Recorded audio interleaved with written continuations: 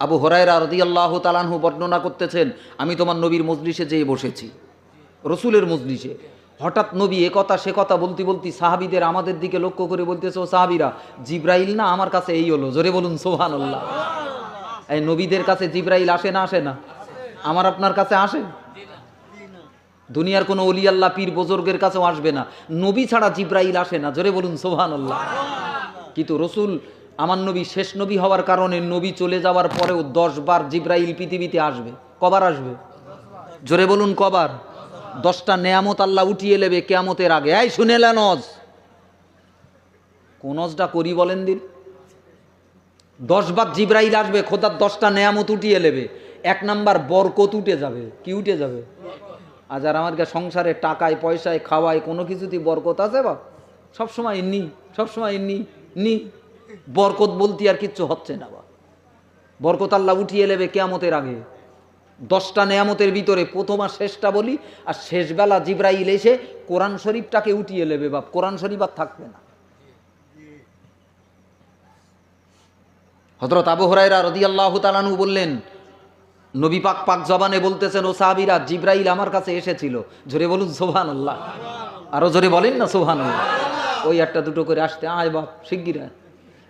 তোরা আসতে আসতে আমার এদিকে অস্ফুরিয়ে যাবেন, একটু তাড়াতাড়ি আয়। ভালো করে মনে রাখুন, আল্লাহ নবী সোনার নবী, দয়ার নবী আমার।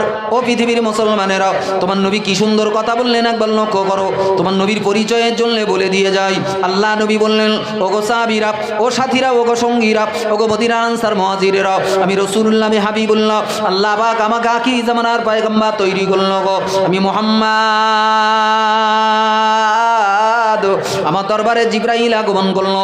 জিব্রাইল যেই না আমার দরবারে আগমন করলো গো, জিব্রাইল আমার পাশের কাছে বসে রইল গো। আমি মুহাম্মদ রাসূলুল্লাহ জিব্রাইলকে বলেছিলাম, ওগো ভাই জিব্রাইল, কাম আমরুকা মিনাস সিনিন, বলো না ভাই জিব্রাইল, তোমার বয়সটা কত হয়ে গেল? কতদিন আল্লাহ তোমার হায়াত দান করলো?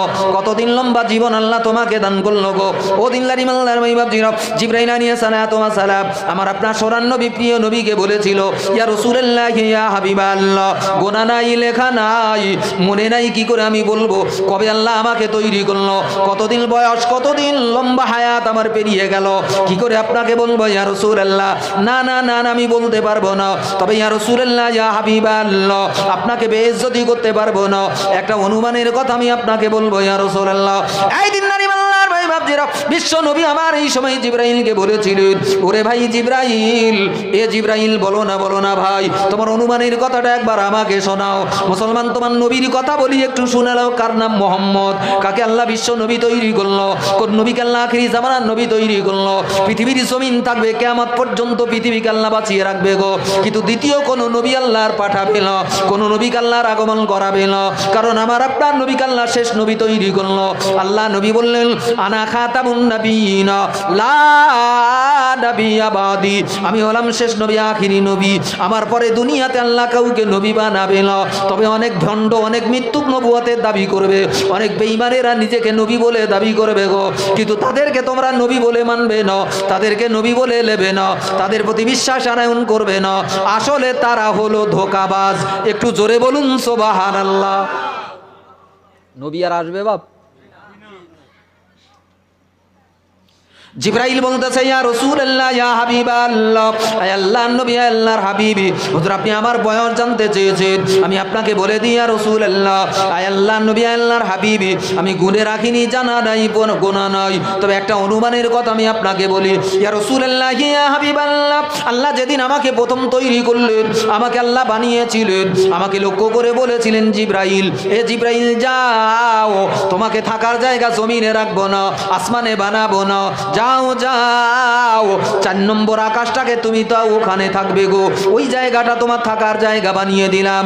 আল্লাহর হুকুম মেনে নিয়ে আমি জিব্রাইল 4 নম্বর আকাশে এমন করে অবস্থান করি গো, ইয়া রাসূলুল্লাহ, ইয়া হাবিবাল্লাহ, আমি যেমন 4 নম্বর আকাশে থাকতে শুরু করলাম, হাজার হাজার বছর পেরিয়ে গেল, এক এক করে দুনিয়ায় অসংখ্য নবী রাসূল প্রেরণ করলো, আদমকে আল্লাহ প্রথম নবী বানিয়ে দিল। আমি জিব্রাইল আল্লাহর বাণীগুলো দিয়ে এই আদমের কাছে রওনা দিলাম। আদম মারা গেল, ইন্তেকাল ইন্তেকাল করলো। আমি জিবরাইল আমার মরণ হলো না।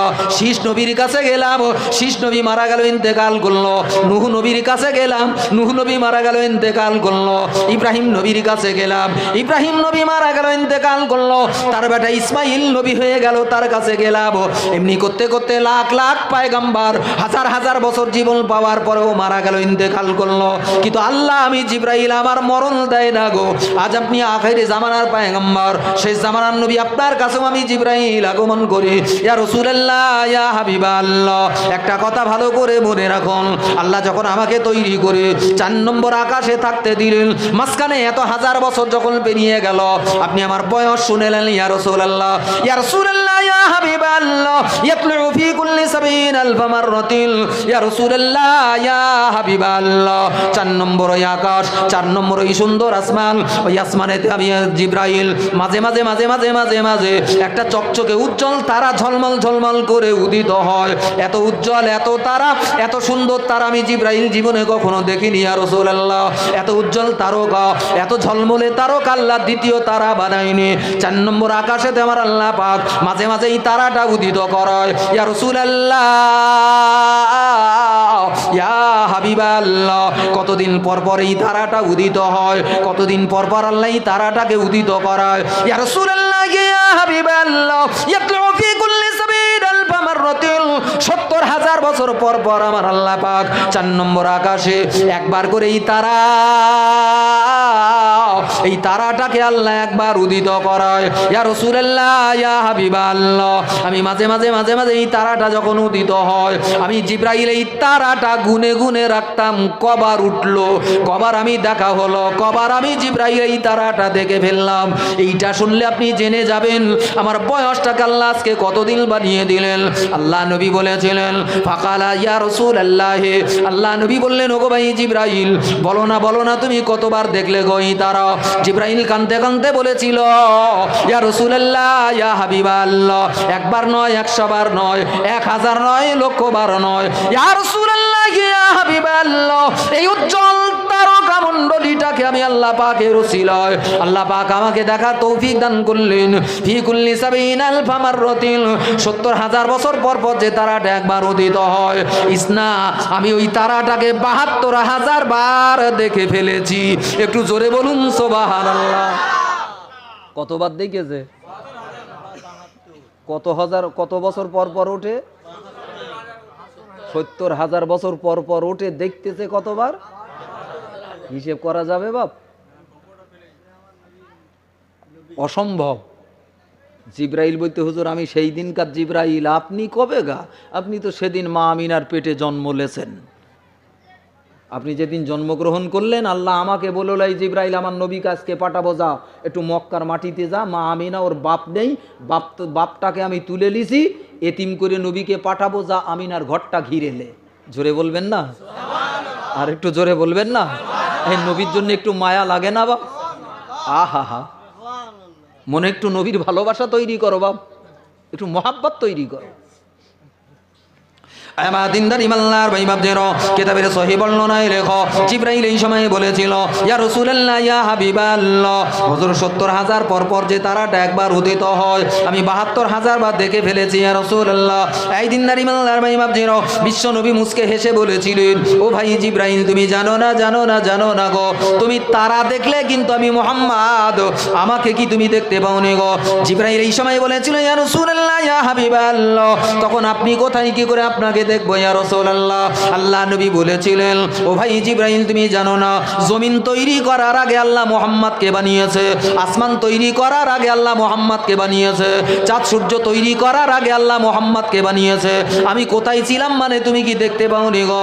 বিশ্ব নবীকে লক্ষ্য করে জিবরাইল বলল, ইয়া রাসূলুল্লাহ, ইয়া হাবিবাল্লাহ, কোথায় ছিলেন? আল্লাহ নবী বললেন, ও গো ভাই জিবরাইল, তুমি যে তারার গল্প শোনাও, ওই তারাটা অন্য কোনো তারা নয়, ওই তারাটাই ছিলাম আমি মুহাম্মদুর রাসূলুল্লাহ। একটু জোরে বলুন সুবহানাল্লাহ। বলে, তাই নাকি? বলে, হ্যাঁ। হুজুর আপনি তাহলে দুনিয়ায় কি করে আসলেন? আল্লাহ নবী বললেন, আদমকে আসমান থেকে দুনিয়ায় পাঠানোর সময় আল্লাহ আদমের পেশানিতে আমার নূরটাকে ঢুকিয়েছিলেন। জোরে বলুন সুবহানাল্লাহ। আদম আমাকে বইয়ে দুনিয়ায় আনলো। 350 বছর আল্লাহ আল্লাহ করে কাঁদলো, হয় না, আমার নামের ওসিলায় আল্লাহ তার গোনাকে ক্ষমা করলো, জোরে বলুন সুবহানাল্লাহ। অবশেষে মা হাওয়ার সঙ্গে মিলন করলো, সহবাস করলো। আদমের কপাল থেকে আমি মোহাম্মদ, আমার নূরটা মা হাওয়ার পেটে চলে গেল, জোরে বলুন সুবহানাল্লাহ। যথারীতি মায়ের পেট থেকে একটা পুত্র সন্তান, আমার নূরটা কপাল এলে মার পেট থেকে দুনিয়ায় এসে শীষ আলাইহিস সালাতু ওয়াস সালাম, সে আবার বড় হলো, একটা নারীকে বিয়ে করলো, মেলামেশা করলো, তার কপাল থেকে আমার নূরটা ওই নারীর পেটে চলে গেল, সে আবার একটা পুত্র সন্তান প্রসব করলো, কপালে আমার নবীর নূর। এইভাবে ওয়াতাকাল্লুবা কাফিস সাজিদিন, এক পুরুষের কপাল থেকে এক নারীর পেট, আল্লাহ আদম থেকে নবী আসার আগ পর্যন্ত আল্লাহ এইভাবে ঘুরুতি ঘুরুতি ঘুরুতি ঘুরুতি ইব্রাহিমের কপাল পর্যন্ত এনেছে, জোরে বলুন সুবহানাল্লাহ। ইব্রাহিম কটা বেক হলো? দুটো, হাজেরা আর সারা। সারার পেটে বাচ্চা হলো না বাপ। আল্লাহর কৌশল দেখেন, আল্লাহর লেখনই দেখেন, অবাক রহস্যময়। হাজেরাকে বিয়ে করার পর মেলামেশা করার সাথে সাথে ইব্রাহিমের কপাল থেকে আমার নবীর নূরটা হাজেরার পেট চুম্বকের মতো টেনে নিল, গর্ভবতী হয়ে গেল। আচ্ছা, বাচ্চা জন্মালো, কচি ইসমাইল, কপারে তার নবীর নূর, জোরে বলুন সুবহানাল্লাহ। আরো জোরে বলেন না সুবহানাল্লাহ। কচি ইসমাইলকে আল্লাহ ছিল তো মিশরে, আল্লাহ বলল যাও মক্কায় রেখে এসো, খোদার খেলা দেখেন। এই নবীর জন্য খোদার খেলাটা দেখেলেন, আল্লাহ বলে যাও রেখে এসো মক্কায়। কি করবে? খোদার হুকুম, বউ আর বাচ্চাটা মক্কায় রেখে এসেছে, জোরে বলুন সুবহানাল্লাহ। ইসমাইল সেখানে বে করলো, বাচ্চা কাচ্চা ছড়াতেই লাগলো, এক খেজুরের দানা, এক খেজুরের আটি আল্লাহর নির্দেশে মক্কার মাটিতে পুঁতে দিয়েছে। মক্কায় তখন কোনো লোকজন নেই, যাকে বলে বাক্কা মরুভূমি, কোনো লোক নেই। সর্বপ্রথম ইসমাইল তার মাকে লেগেছে, মাকে লেগেছে, পানি পিপাসায় মরে যাচ্ছিল, জানেন না? আমি শুধু মনে করিয়ে দিচ্ছি নবীর অস্ত। ইসমাইল আলাইহিস সালাতু ওয়াস সালাম সেখানে বিয়ে করলেন, বাচ্চা কাচ্চা বাড়তে বাড়তে বাড়তে বাড়তে মক্কার আশপাশে বেশ খানিকটা লোকজন, জনবসতি শুরু হলো। আল্লাহ এর ভিতরে বিভিন্ন গোত্র দিলেন, একটা গোত্র যার নাম কুরাইশ গোত্র, জোরে বলুন সুবহানাল্লাহ। এই নবীর দাদার নাম কি বলেননি? একটু কথা বলেন না তাড়াতাড়ি। Abdul Muttalib. এই আব্দুল মুত্তালিব কিন্তু আসল নাম না, আসল নাম হলো সায়েবা। কি নাম? সায়েবা। এই আব্দুল মুত্তালিবের বাপের নাম ছিল হাশেম। কি নাম ছিল? হাশেম। এই হাশেমের কপালে তখন আমার নবীর নূর, এর পেট থেকে বেরোবে আব্দুল মুত্তালিব, আব্দুল মুত্তালিবের হয়ে আব্দুল্লাহ চারা বেরোবে, তারপর নবী হবে। এখনো খানিকটা তবকা বাকি। নবীর পরদাদা যার নাম হাশেম, ব্যবসায়ী লোক ছিল বাপ। আমি হাদিসের কথা বলছি। একদিন মক্কা থেকে তিনি ব্যবসার জন্য বেরিয়েছেন, শাম দেশে ব্যবসা করতে যাবেন। জোরে বলবেন না সুবহানাল্লাহ, আরো জোরে বলেন না সুবহানাল্লাহ। আয়াবাতিন নারী মাল্লাহর ভাই বাপজিরা, ভালো করে মনে রাখুন, কিতাবের সহিহ বর্ণনায় লেখক আল্লাহ নবীর দাদু জান হযরত আব্দুল মুত্তালিবের বাপ, যার নাম হাশিম। এই হাশিম একদিন ব্যবসার জন্য রওনা দিলেন। ওয়ামাতিন নারী মালদার ভাই বাপজিরা, মদিনার উপকণ্ঠ দিয়ে যখন যায়, সুন্দরী একটা নারীর উপরে চোখ পড়ে গেল, একটা মহিলার উপরে চোখ পড়ে গেল। এই মহিলাটার নাম হলো সালমা। কি নাম? সালমা নাম। উনি বিয়ে করে ফেললেন। যাচ্ছিল কি করতি? ব্যবসা করতি। রাস্তায় বিয়ে করেছে, এরম হয় না বাপ? বিয়ে করেছে, 3-4 দিন শ্বশুরালয় থেকেছে, বউয়ের সঙ্গে মেলামেশা করেছে, কপালের নূরটা আল্লাহ ওই সালমা নারীর পেটে ঢুকিয়ে দেছে। এই নূরটাই তো নবী। সালমা গর্ভবতী হয়ে গেছে। এখান থেকে হাসিম গেছে ব্যবসা করে ফিরতি, ওই রাস্তায় মরণ হয়ে গেছে। মক্কার লোক কেউ জানে টানে না, বলো কি করে নবীকে পয়দা করতেছে শুধু দেখেন। এখন হাসেম মারা গেছে, বউটা গর্ভবতী হয়ে গেছে বাপ, যথারীতি একটা পুত্র সন্তান প্রসব হয়েছে। যেই বাচ্চাটা হয়েছে, এই বাচ্চাটা একটা অবাক, মাথার চুলগুলো ছিল বুড়োদের মতো একেবারে সাদা। এই জন্যে বাচ্চাটার নাম রেখেলো সায়েবা। কি নাম রেখেলো? সায়েবা। এই সায়েবা যখন 8-10 বছর হয়েছে, তখন এই হাসিবের এক ভাই ছিল, তার নাম মুত্তালিব। আব্দুল্লাহ গাবেন না যেন, শুধু মুত্তালিব। এর কানে গেছে আমার ভাই ব্যবসা করতে যেয়ে ওখানে একটা বেকরুল একটা ছেলে হয়েছে। এখন গেছে সেই বাচ্চাটার আনতি। বাচ্চাটার লে উটির পিটি চুলে মক্কায় ঢুকতেছে, লোকজন সব তাকিয়ে আছে। তখন ওই মানুষ কেনা বেচা হইতো না বাপ, হয়তো না দাস দাসী। এখন লোকজন তাকিয়ে আছে বলতে বা ফুটফুটে একটা বাচ্চা কিনে আনতেস দে। যে মালিক উটির সামনে বসে রয়েছে তার নাম মুত্তালিব, আর পেছনে যে বাচ্চাটা বসে রয়ে তাকে বলতেছে আরবিতে আব্দুন। আব্দুন মানে গোলাম, কেনা দাস। এই আব্দুন আর মুত্তালিব দুটো শব্দ একসঙ্গে হইয়েছে আব্দুল মুত্তালিব। আসল নাম ছিল কি? সাইবা। আসল নাম ছিল সাইবা। এই সাইবা মক্কায় বড় হয়েছে, কপালে রসুলুল্লাহ নূর। কার নূর? এর পেট থেকেই আব্দুল্লাহ জন্মগ্রহণ করবে। বুঝে না নিতে পারলি বাপ, এই একদিন জলসা দেবেন, এখান থেকেও যদি একটু বুঝে না নিতে পারেন তা নবীকে চেনবেন কনে? চার দোকানে? কোথায় চেনবেন? এই আব্দুল মুত্তালিব বড় হয়ে গেছে, কপালে রসুলুল্লাহ নূর। আব্দুল মুত্তালিব চারটে বিয়ে করলো। কটা বিয়ে? চারটে বিয়ে করলো। রসুলের দাদা। এই এখনকার এই সারা ভারতবর্ষ জুড়ে মুসলমানরা যে কটা অজুহাত দিয়ে মুসলমানদেরকে কোণঠাসা করতেছে বাপ, তার মধ্যে একটা হলো মুসলমানরা গন্ডায় গন্ডায় বে করে আর বাচ্চা পাড়ে, ভারতবর্ষ দখল করে নেবে। এই আঙ্গাই বিজেপির কেডা একটা হইয়েছে, ওই নাদন, কি ওর নাম? দিলীপ ঘোষ। অমিত শাহ ওদিকে ছেড়িয়ে দেন। দিলীপ ঘোষ একেবারে আস্ত জন্তু বাপ, আস্ত জন্তু। ঘন ঘন শুধু ও রাজনীতি করে না বাপ, শুধু কাটি মারে। কি করে? আস্তাগফিরুল্লাহ। হ্যাঁ, আমাদের বোঝার দরকার বাপ। 2011 সনের জরিপ বলতেছে, ভারতবর্ষের রেকর্ড বলতেছে, এই জন্তু শুনেলে জন্তু, মুসলমানরা বেশি বে করে না হিন্দুরা বেশি বে করে? শুনেলে যদি ভুল বলি আমার নামে মামলা কর। পড়াশুনো তো করিনি। ভারতবর্ষের জনগণনার রেকর্ড বলতেছে ভারতীয় মুসলমানদের চাইতে বহু বিবাহে, একাধিক বিবাহে হিন্দুরা এগিয়ে। দোষ হচ্ছে কার গা? জোরে বলেন, দোষ দেয় কাদের? মুসলমানরা দোষ দিচ্ছে। আর রেকর্ড কি বলতেছে? বে করিয়েছে কারা বেশি?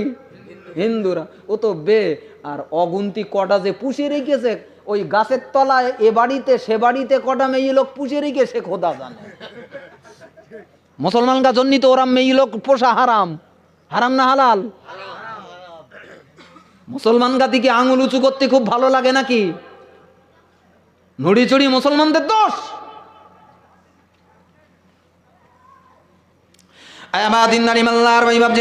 ভালো করে মনে রাখুন, কিতাবে সহিহ বর্ণনায় লেখক আল্লাহ নবীর দাদু জান আব্দুল মুত্তালিব ওয়ামাদিল্লার ইমাল্লার ভাই বাবজিরা বয়স হয়ে গেল। মক্কা রাস্তা দিয়ে একদিন চলতে শুরু করলেন। ও দিল্লার ইমাল্লার ভাই বাবজিরা, একজন আরব বেদুইন মানুষ সম ওয়ামাদিল্লার ইমাল্লার ভাই বাবজিরা, ইহুদি খ্রিস্টান পণ্ডিত যাজক ধর্মগুরু রাস্তার উপরে দাঁড়িয়ে পড়ল গো। আল্লাহ নবী দাদু জান আব্দুল মুত্তালিবকে ডেকে বলল, এই আব্দুল মুত্তালিব, তোমার চেহারা দেখে আমি বড় অবাক হয়ে যাই। মক্কার কত পুরুষ রয়েছে গো, মক্কার কত মানুষ রয়েছে গো, কিন্তু তোমার চেহারা এত উজ্জ্বল, এত নূর চমকায়, এমন চেহারা দ্বিতীয় কারুর আমি দেখতে পাই না গো। এই আব্দুল মুত্তালিব, দাঁড়িয়ে যাও। আমার কি মনে হয় জানো? তাওরাতের সহিহ বর্ণনা, আখিরি নবীর বর্ণনা, বিশ্ব নবীর বর্ণনা, শেষ নবীর বর্ণনা, আমার মনে হয় এই নবীকে আল্লাহ তোমার বংশে দান করবে। তোমার কপালে সেই নূর যেন চকচক চকচক করতেছে। এই আব্দুল মুত্তালিব, একটুখানি দাঁড়াও, আমাকে কি তুমি একটু দেখতে দেবে গো? আমার তাওরাতের জ্ঞান রয়েছে গো, তাওরাতের বর্ণনায় যা লেখা রয়েছে, আজ আমি তোমাকে একটু পরীক্ষা করে দেখব। আব্দুল মুত্তালিব বলেছিল, এই তাওরাতের বিজ্ঞ পণ্ডিত, আমি তোমাকে পরীক্ষা করার সুযোগ দান করব, তবে আমার বেইজ্জতি করতে পারবে না, আমার ইজ্জত নষ্ট করতে পারবে না। মুসলমানদের কাছে ইজ্জতের সবথেকে বড় দাম। একটু জোরে বলুন সুবহানাল্লাহ, আর একটু চিল্লে বলেন না সুবহানাল্লাহ। ও দিনদার ইমানদার ভাই বাপজিরা, এই তাওরাতের বিজ্ঞ পণ্ডিত আল্লাহ নবীর দাদু জান আব্দুল মুত্তালিবকে পরীক্ষা নিরীক্ষা করে বলেছিল, এই আব্দুল মুত্তালিব, তাওরাতের বর্ণনায় যে নবীর নাম আমরা লেখা দেখেছি গো, তাওরাতের পৃষ্ঠায় পৃষ্ঠায় যে নবীর নাম লেখা, আখরি জামানার পয়গম্বর হযরতে মুহাম্মদুর রাসূলুল্লাহ, যে নবীর নামটা আল্লাহ তাওরাতের কিতাবে লিখে দিয়েছে। এই আব্দুল মুত্তালিব, কান বাড়িয়ে শুনে রাখো, আমি যেন দেখতে পাই তোমার বংশকে আল্লাহ কবুল করে নিয়েছে, সেই নবীর নূর আল্লাহ তোমার কপালে দান করেছে। এই বাবা আব্দুল মুত্তালিব, আজ আমি তোমাকে বলে দিয়ে যাই, শুনে রাখো, খবরদার, তুমি এই মক্কার জমিন অন্য কোথাও কোনো নারীকে বিয়ে করবে না, কারণ তাওরাত বলে দিয়েছে মক্কার কোরাই বংশের পুরুষ আর ওই মদিনার জোহরা গোত্রের নারী, এই দুটোর মিলনে আল্লাহ বিশ্ব নবী দান করবে। একটু জোরে বলুন সুবহানাল্লাহ। ও দিনদারি মাল্লার ভাই বাপজিরা, এটাই আমার আল্লাহর কলম লিখে দিয়েছিল। দুনিয়ার অন্য কোনো দেশের কোনো নারীকে নয়, আমার নবীর মা যাকে আমি আল্লাহ বানাবো গো, আমার নবী যার পেটে মানুষ রূপে আমি আল্লাহ পাঠাবো গো, সেই নারীটার বাড়ি হবে মদিনায়, সেই নারীটার নাম হবে মা আমিনা। একটু জোরে বলুন সুবহানাল্লাহ। নবীর মায়ের নাম কি? আচ্ছা, পৃথিবী থেকে আর কি নারী ছিল না মা আমিনাকে এত বড় কপাল দিলে? শুনলি অবাক হয়ে যাবেন বাপ, অবাক হয়ে যাবেন। মা আমিনাকে আল্লাহ কি নারী তৈরি করলো। আল্লাহ, আল্লাহ নবীর নানা জানের আমেনার বাপের নাম ছিল ওয়াহাব। কি নাম? আব্দুল্লাহ গাবেন না, আমার গা দোষ হলেও যেখান সেখানে একটা লাগিয়ে দেওয়া, কেতাব ফলো করি নে বাপ। আর হুজুরকে ওয়াসকন্তি শুনেছি, কোথায় পেয়েছে আল্লাহ জানে, সারে লোক বলে হুজুরও বলতে।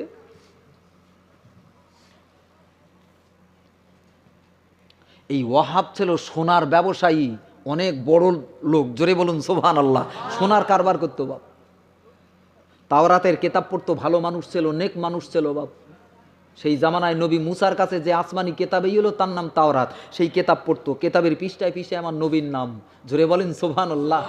এই নামে আল্লাহ কত বরকত দিয়েছে, এই নামে আল্লাহ জমিন তৈরি করেছে, আসমান তৈরি করেছে, জান্নাতের সব জায়গায় নাজ নেয়ামতের গায়ে মোহাম্মদ নাম লিখে রেখেছে। এইসব যখন দেখলো না বাপ, মনটা খুব খুশিতে ভরে গেল। অত্যন্ত ধর্মপ্রাণ মানুষ ছিল তো, রসুলুল্লাহর এই নামটাকে বড় ভালোবাসলো। কে? নবীর নানা আমেনার বাপ, জোরে বলুন সুবহানাল্লাহ। ভালো করে মনে রাখো, কেতাবের সহি বর্ণনায় লেখো আম্মা জানা আমেনা, ইমা আমেনা আব্বা জান ওয়াহাব, ইনি সোনার ব্যবসা করতেন। রাসূলুল্লাহর নাম দেখে বড় অবাক হয়ে গেলেন, আল্লাহ নবীর নামে বড় ফেদা হয়ে পড়লেন। আল্লাহ নবীর নামের বরকত হাসিল করার জন্য একদিন তিনি স্বর্ণকারের দোকানে যে দাঁড়িয়ে পড়লেন। বাবা স্বর্ণকার, স্বর্ণকার, ও বাবা স্বর্ণকার, আমার এই সোনার টাকাটা তুমি কি একটু নেবে বাবা? এই টাকার উপরে একটা নাম তুমি খোদাই করে লিখে দাও। বাবা দিনদারি মাল্লার ভাই বাপজিরো, স্বর্ণকার এই সময় বলেছিল, এই ওয়াহাব, তুমি এই সোনার টাকার উপরে কি নাম লিখতে চাও গো? কার নাম লিখতে চাও? আল্লাহর নাম না দেবদেবীর নাম লিখতে চাও? ওয়াহাব এই সময় কাঁদতে কাঁদতে কাঁদতে কাঁদতে বলেছিল, এই স্বর্ণকার, আমি এই সোনার উপরে, আমার এই টাকার উপরে আমি মুহাম্মদ নামটা লিখতে চাই। একটু জোরে বলুন সুবহানাল্লাহ। স্বর্ণকার বলেছিল, ভাই মুহাম্মদকে একবার আমাকে বলো না ভাই, পৃথিবীতে এত নাম, এমন সুন্দর নাম আমি জীবনে শুনিনি গো। ওয়াহাব কাঁদতে কাঁদতে বলেছিল, এই স্বর্ণকার শুনেলে বাবা, যাকে আল্লাহ আখিরি জামানার নবী তৈরি করবে, যার জন্য আল্লাহ জমিন বানিয়েছে, আসমান বানিয়েছে, সারা সৃষ্টি জগৎ কুল কায়নাতকে আল্লাহ তৈরি করলো, আল্লাহর প্রেমের পাগল যাকে আল্লাহ তৈরি করলো গো, তার নাম নবী মুহাম্মদ। মুহাম্মদ নামে আল্লাহ বড় বরকত দান করেছে গো। এই নামকে যারা মহাব্বত করবে, এই নামে যারা চুবো লাগাবে, এই নামে যারা মহাব্বত তৈরি করবে, যাদের দিলে নবী মুহাম্মাদের নাম, যাদের ঠোঁটে নবী মুহাম্মাদের নামে চুমো লাগাবে, আল্লাহ ওই অন্তরটাকে জাহান্নামের আগুনে পোড়াবে। দুনিয়ার যে মানুষটা নবী মুহাম্মদ নাম দেখি দুটো ঠোঁট বাড়িয়ে দিয়ে একবার চুমু লাগাবে, এটা আমার নবীর নাম, এটা আমার হাবিবের নাম, এটা আমার বিশ্ব নবীর নাম, খোদার বন্ধুর নাম। এ নামে আল্লাহ কত বরকত দান করলো গো। রাসূলুল্লাহর নামে যারা চুমো খাবে, যে দুটো ঠোঁট নবীর নামে লাগবে গো, আল্লাহ এই ঠোঁটের জন্য জাহান্নামের আগুন হারাম বানিয়ে দেবে। একটু জোরে বলুন সুবহানাল্লাহ। যে চোখ একটু মহাব্বতের নজরে, দুনিয়ার যে চোখটা একটু মহাব্বতের নজরে নবীর নামের দিকে তাকাবে, রাসূলুল্লাহর নামের দিকে নজর করবে, আল্লাহ এই চোখটাকেও জাহান্নামের আগুনের জন্য হারাম বানাবে। একটু জোরে বলুন সুবহানাল্লাহ। মাঝে মাঝে দেখবেন শুধু নবীর নামটা সামনে রেখে, কলেমাটা সামনে রেখে শুধু তাকিয়ে থাকবেন, আল্লাহ আল্লাহ এই কলেমাটা আমার দিলে বসিয়ে দাও। জোরে বলুন সুবহানাল্লাহ। কিচ্ছু বলবেন না, শুধু চোখের সামনে নে চুপ করে তাকিয়ে থাকবেন। ওয়াহাব বলছে, বাবা এই সোনার টাকায় তুমি মুহাম্মদ নামটা লিখে দাও। লিখে দেশে খুশি হইয়ে লে বাড়ি গেছে। জোরে বলুন সুবহানাল্লাহ। আমিনা তখন কচি বাচ্চা মেয়ে, বাপের ঘরে, বাপ গলায় ঝুলবে, চুমু খাচ্ছে, নামটালে চুমু খাচ্ছে। বাচ্চা মেয়েটা জিজ্ঞেস করছে, আব্বা কিসে চুমু খাচ্ছ তুমি? ওটা কি? বলে, মা তুমি বসবে না। বসবো না আব্বা, একটু বলো কি চুমু খাচ্ছ কেন তুমি এত যত্ন করে? সোনাই চুমু খাচ্ছ? বলে না, আমি সোনাই চুমু খাইনি, আমি খাই আখিরি জামানার নবীর নামে। জোরে বলুন সুবহানাল্লাহ। আরো জোরে বলেন না সুবহানাল্লাহ। কচি বাচ্চা মেয়ে বাপের চুমু খাওয়া নবীর নামে ঠোঁট লাগানো দেখে তার প্রাণে নবীর মায়া জেগে উঠল গো। আব্বার কাছে কেঁদে কেঁদে বলেছিল, আমার আব্বা জান, এই মোহাম্মদ নামটা কি একবার আমাকে দেবেন? আমি একটু গলায় করে রাখবো গো, আমি একটু বুকে ঝুলিয়ে রাখবো গো। এই নামে যদি বরকত হয়, এই নামটাকে যদি আল্লাহ ভালোবাসে, আমি আমেনা এই নামটা আমি একটু বুকে রাখবো গো। হযরতে ওয়াহাব বলেছিলেন, না রে মা, এই নাম তুমি কদর করতে পারবে না। এই নামে যদি বেইজ্জতি হয়ে যায়, আমার আল্লাহ ক্ষমা করবে না, আল্লাহ মাফ করবে না। এই জন্য আমি এই নাম তোমাকে দেব না। আমিনা সেদিন এত কান্না কেঁদেছিল, এত চোখের পানি ফেলেছিল, বাপ থাকতে পারিনি গো, বাপের মায়া জেগে গেল। এই রাসূলুল্লাহ নাম লেখা মুহাম্মদ,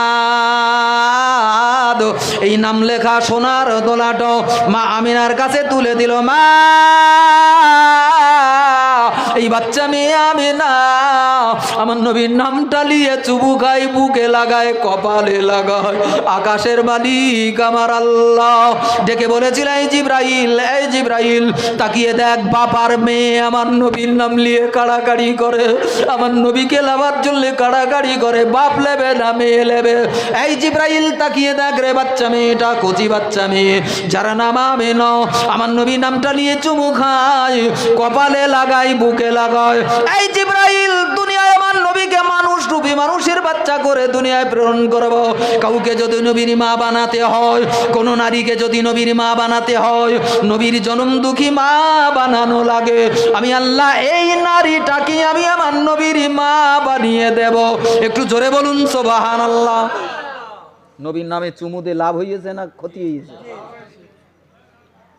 কতটা লাভ! এই মা আমিনা জান্নাতি না জাহান্নামী? কি করে বললেন নবীর মা বলে? খোদাকে এইরকম গোজামিল দিয়ে বিচার করবে না এই পাড়ার মাতব্বরগা মতন? হ্যাঁ, ওর সঙ্গে আমার রক্তের সম্পর্ক, আমার 1000 টাকা ঘুষ দেশে, বিচার ওর দিকই দিতে হবে। খোদা এইরকম করবে নাকি? ন্যায্য বিচার করবে। এই নবীর মা কি কলেমা পড়িয়েছে? আপনাদের কারো জানা আছে? নবীর মা কলেমা পড়লো? পড়বে কি করে? 6 বছর বয়স নবীর, তখন মা মারা যাচ্ছে, তাহলে কলেমা পড়ার প্রশ্ন আসে? তাহলে ইমান জাননি সে জান্নাতে যেতে পারবে? কথা বলছেন না কেন? রসুলের এই মার কপাল দেখেন। কবর থেকে রসুলের মা আমেনাকে জিন্দা করে কবর থেকে তুলে দিয়ে হলো নবীর কাছে কলেমা পড়ার জন্য। জোরে বলুন সুবহানাল্লাহ। আরো জোরে বলেন না সুবহানাল্লাহ। ইমামেরা বিশদ বর্ণনা করেছেন দলিল প্রমাণ সহকারে, রসুল কটা মরাকে জেন্দা করেছেন। আজকাল দেখবেন কিছু মানুষ আছে, তারা বলে আমার নবী একটাও জেন্দা করতে পারেনি। ঈসা নবী মরাকে কুম বিইজনিল্লাহ বললি জেন্দা হয়ে যেত, কিন্তু আমার নবী পারেনি। বাপ, এই আমার নবী মরাকে জেন্দা করেছেন না করেননি? জোরে বলুন, শুনলে অবাক হয়ে যাবেন আপনি। নবী দিবসের ক্যাসেটগুলো শুনবেন, দেখবেন অনেক প্রমাণ পেয়ে যাবেন। বাপ,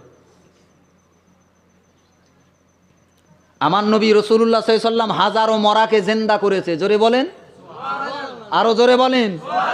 এই নবীর উম্মত এমন পাগল আল্লাহর ওলিরা পৃথিবীতে আছে, যারা নবী তো দূরে থাক, তারাই কবর থেকে জিন্দা করে তুলে দিয়েছে। জোরে বলুন সুবহানাল্লাহ। একবার খ্রিস্টানেরা মুসলমানদের খুব চেপে ধরতেছে। মাঝে মাঝে খ্রিস্টানেরা বিভিন্ন কৌশল তৈরি করে। বাপ, তারা দাবি করতেছে আমার গা নবী যীশু খ্রিস্ট ঈসা নবী সব থেকে পৃথিবীর বড় নবী, মুহাম্মদ সাল্লাল্লাহু আলাইহি ওয়াসাল্লাম বড় নবী না। কি করে হয়? বলে আমার গা নবীকে আল্লাহ বিনা বাপে তৈরি করলো, 1 নাম্বার দলিল। তোমার নবীকে তৈরি করতে বাপ মালে গেলো, আর আমার নবীকে তৈরি করতে বাপ লাগেনি, বিনা বাপে আল্লাহ আমার নবীকে তৈরি করলো। ঈসা নবীকে মা মারিয়ামের গর্ভে কুমারী নারীর পেটে দান করলো না? ওরা এইটানে গর্ব করে, আর গর্ব করে বলে মুহাম্মদ সাল্লাল্লাহু আলাইহি ওয়াসাল্লামের চাইতে বড় আমার গা নবী রুহুল্লাহ। আর কি বলে? আমার গা নবী মরা লাশ মরিয়ে গেছে, তার পাশে গিয়ে কুম বিইজনিল্লাহ বলে ডাকলি, ঈসা নবী ডাকলি, মরাটা তিড়িং করে লাফ মেরে জেন্দা হয়ে যেত। তোঙ্গা নবী একটাও জেন্দা করতে বেরিয়েছে? মুসলমানরা মুখ বন্ধ হয়ে যেত, বা আলেম ওলামা জবাব দিতে পারতো না। একবার বাগদাদের মাটিতে এই নিয়ে বিরাট এক প্রতিবাদ সভা করতেছে। বাপ, মুসলমানরা ছোট, ইসলাম খারাপ, মুহাম্মদ ছোট, খ্রিস্টান বড়, খ্রিস্টান ধর্ম বড়, ঈসা নবী বড়।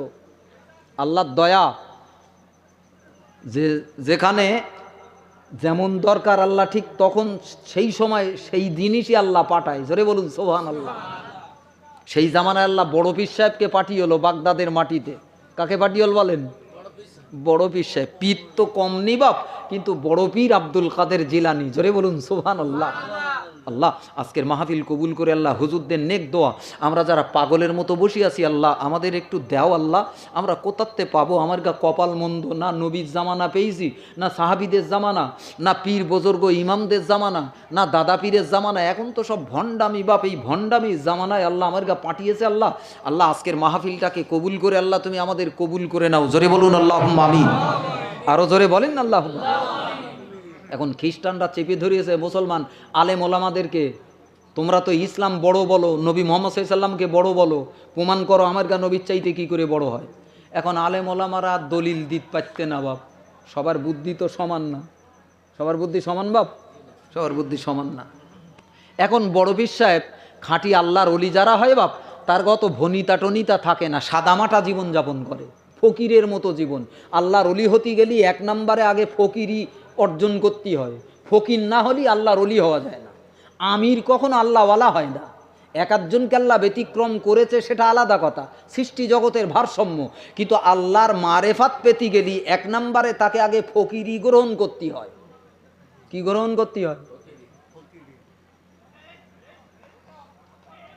আবার ফকিরি রস করবো বাপ, সে করতে গেলে এখন অনেক সময় যাবে, ওদিক যাওয়া যাবে না। আজকে তো সব লাটসাইফি করতেছে বাপ। বড় পীর আব্দুল কাদের জিলানী রহমাতুল্লাহ আলাইহি সেই রাস্তা দিয়ে যাচ্ছেন, বেঈমানদের কাছে ডেকে বলছেন কি ব্যাপার, কি হচ্ছে কি? বলে মুহাম্মদ সাল্লাল্লাহু আলাইহি সাল্লামকে ছোট বলতেছে, ইসলামকে ছোট বলছে। বলে কি এরা? বলে হ্যাঁ। কি করতে হবে? বলে প্রমাণ করতে হবে রসুলুল্লাহ বড়, আমার নবী বড়, এটা প্রমাণ করে দেখাতে হবে বাপ। কিভাবে প্রমাণ করতে হবে? খ্রিস্টান একজন পণ্ডিত উঠে দাঁড়িয়ে বলতেছে, ও ফকির তুমি কি প্রমাণ করবা? আগে একটা প্রশ্নের উত্তর দাও। আমার গা নবী ঈসা, তোমার কোরআন কি বলতেছে, মরিয়ে গেছে না জিন্দা আছে? তো বড় পীর সাহেব বলতে, কোরআন বলতেছে ঈসা নবী এখনো জিন্দা।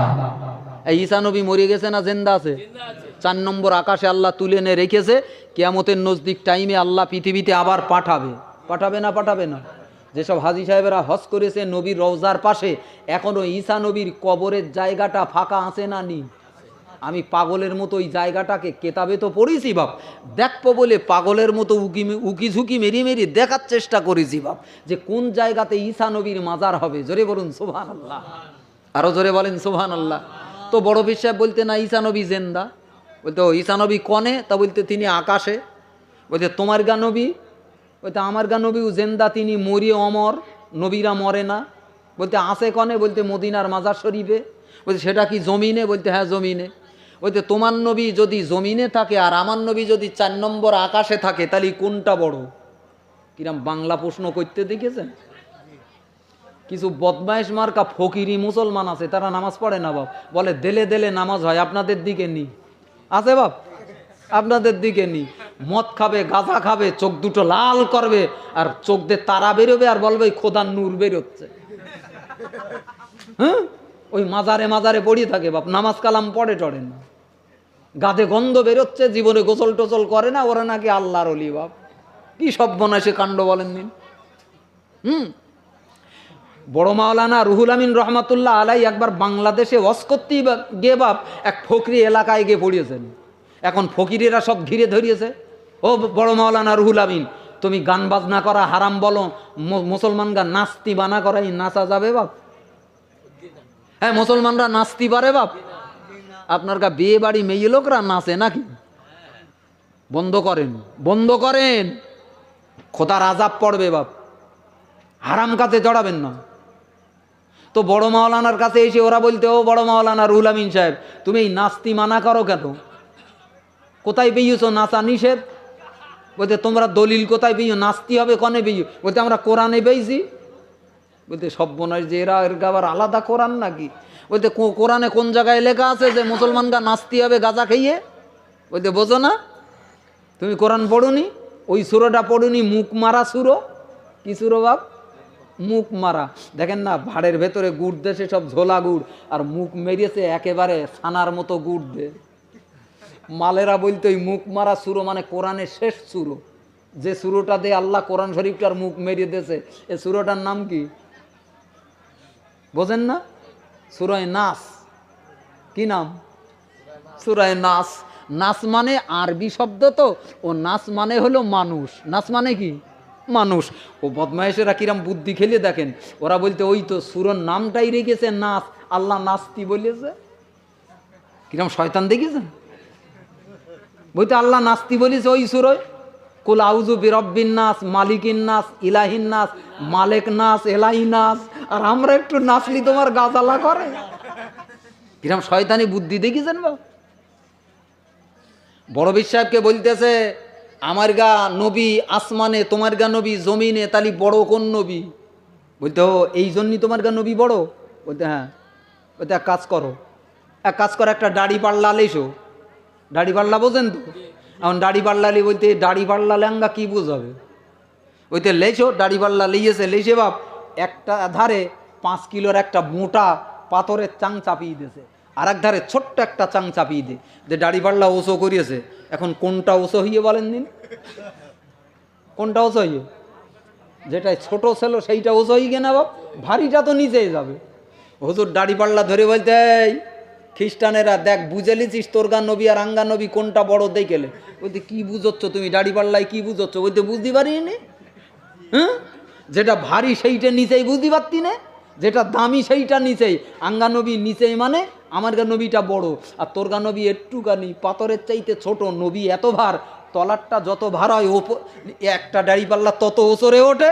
এখন তোর গা নবী আমার গা নবীর ভারে উঠতে উঠতে উঠতে উঠতে 4 নম্বর আসমানে গে ঠেকেছে। খ্রিস্টানেরা বলতে সব বনের যে ফকির যে সাংঘাতিক যে, হ্যাঁ, এর কাছে তো পারা যাবে না। মাঝে মাঝে এটেল যুক্তি লাগে বাপ, কোরআন হাদিসই তখন আর হয় না, এমন কিছু পাগল বেরোয় বাপ। এখন বেঈমানেরা জড়ো হয়ে বলতে যাকগে ফকির সাহেব ওসব কথা ছাড়ো, তুমি মরাকে জেন্দা করতে পারো? আমার গা নবী মরাকে জেন্দা করলো। জোরে বলেন, আরো জোরে বলেন। ভালো করে মনে রাখুন, বড় বীর আব্দুল কাদের জিলানী রহমাতুল্লাহ আলাই ও দিনদার ইমানদার ভাই বাপজিরা, আমার নবীকে কি করে বড় অপমান করবে গো? বেঈমানের আমার নবীকে বেইজ্জতি করবে, বেঈমানের আমার নবীর সম্মান নিয়ে খেলা করবে, আল্লাহ নবীকে ছোট করবে। আর মুসলমান ওই জামানায় ঘুমিয়ে থাকতে পারে না বাবা। প্রয়োজন হলে তোমার নবীর ইজ্জতের জন্য জীবন দাও, রক্ত দাও, লেটোলেটি করতে হয় করো, মাথা কাটতে হয় কাটো, কিন্তু নবীর ইজ্জতে টোকা লাগতে দেওয়া যাবে না। একটু জোরে বলুন সুবহানাল্লাহ। মুসলমান তোমার জীবনের চাইতে নবীর ইজ্জত বড়। হাজার হাজার মুসলমানরা জীবনের রক্ত দিয়ে নবীর ইজ্জত বাঁচিয়েছে গো।